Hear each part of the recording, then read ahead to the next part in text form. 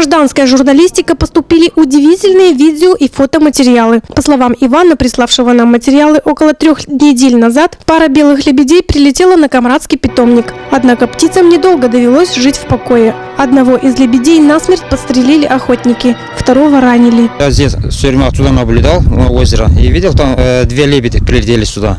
Ну, они здесь плыли как бы на озеро. И меня дома не был, а здесь соседи видели, что мы начали здесь расстрел уток. И одну лебедя расстреляли, одну лебедя, а второго поранили. И вытащили все на берег, и мы начали таскать, вот взяли за шею. И так таскали за собой одну лебедя, там даже перья есть даже.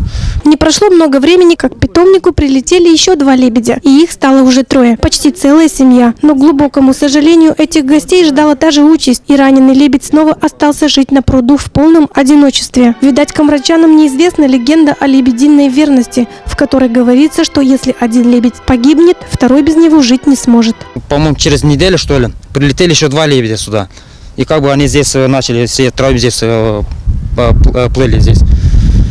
И, по-моему, где-то неделю, что ли, неделю полторы, что ли, пришли охотники сюда и начали здесь стрелять, мол, уток. И я подбежал сюда и сказал мужики, что вы здесь стреляете. Они сказали, что здесь мы уток стреляем. Смотрю, лебеди нету, пропали. А где лебеди? А тебя какое дело? На следующий день наша съемочная группа отправилась к месту обитания одинокого лебедя. Только заметив подъезжающую машину, он быстро скрылся в камышах. По словам очевидцев, лебеди часто выходили на берег. Однако сегодня до смерти напуганная птица до последнего была в засаде. Соседи там детей хотели, и я хотел своих детей прийти сюда, потому что они посмотрели лебедя.